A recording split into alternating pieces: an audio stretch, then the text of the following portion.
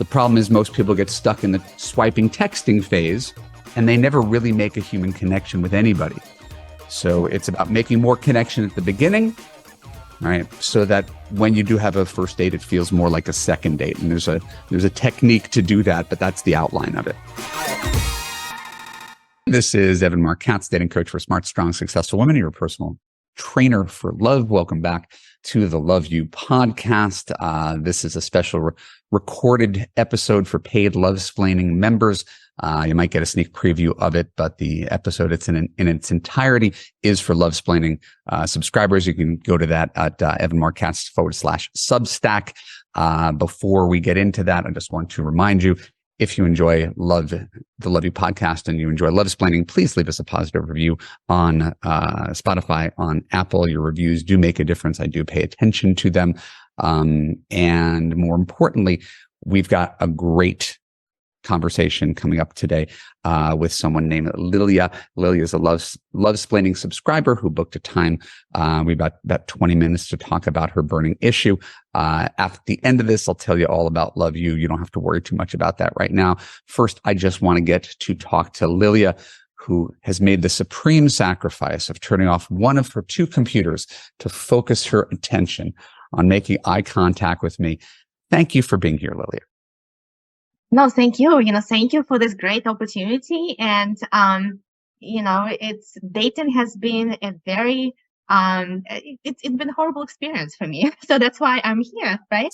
So before we talk about how horrible it's been, and immediately everybody who's listening is empathizing, would you be kind enough to say just a little bit about you, where you live, what you do, how old you are, what brought you to Love-splaining? Yes. So I live in the state of Massachusetts, a little bit outside of Boston. I am 42, and so I was in a 5-year relationship. The person was great, but the age difference was very large, and it didn't work out for me, and we went separate ways. So that happened about a year ago, and then I started dating. So I started using the dating apps. Such as Tinder and then Bumble. And then recently I moved on to eHarmony.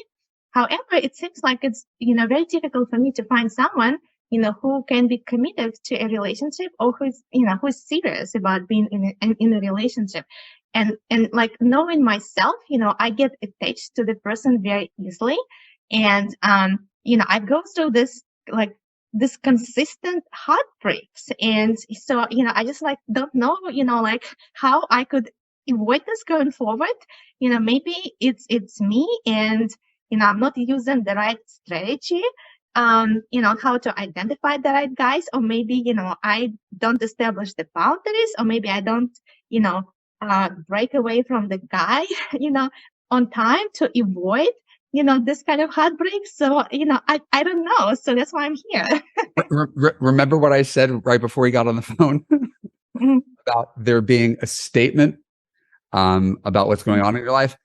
Could you give it to me in the form of a question that I could directly address? Because you're pretty much saying, I'm having trouble dating, fix me, which is a very, very broad thing for us to do. I usually spend 6 months doing that with people. So why don't you tell me specifically, what do you think is getting in the way of your success? What's frustrating you? And we could chunk it down into its component parts, and maybe I could give you something tangible that you can take away from this call. Because, I'm 42, I'm single, I hate dating is not really a question. Yeah. No. So currently, so I've been in this, in this, I guess, situation, right, for a few months. So I met this great guy back in April, and we connected right away. We had great chemistry, and, I've never had this before. And so things developed, very quickly, and everything was going great. And then all of a sudden, I started to see him, being more distant and not responsive.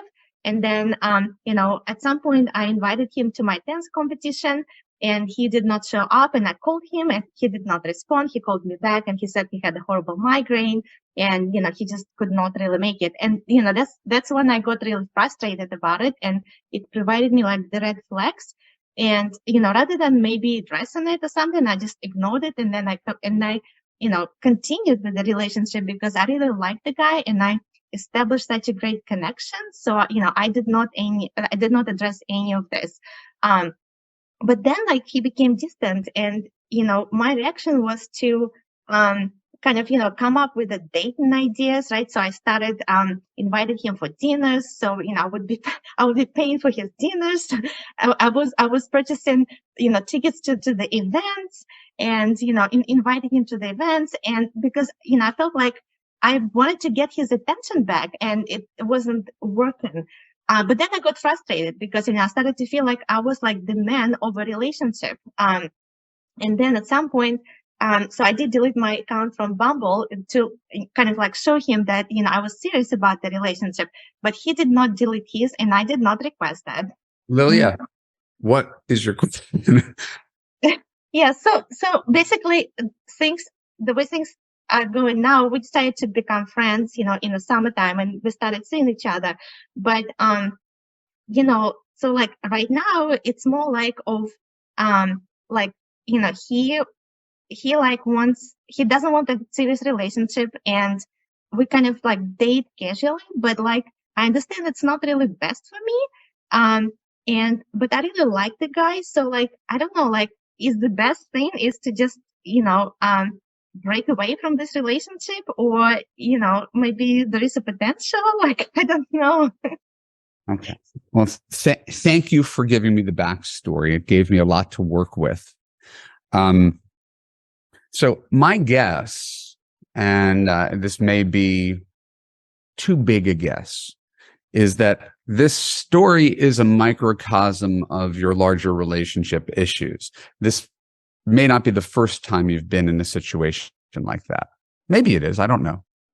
But have you been in relationships with men who were not serious about you, but you wanted to be serious with them? I hate to be a tease, but the full episode is for paid subscribers only. So if you want to hear my answer and be able to ask questions of your own, please click on the button to upgrade. Thanks, and I look forward to seeing you in the Love Splaining community.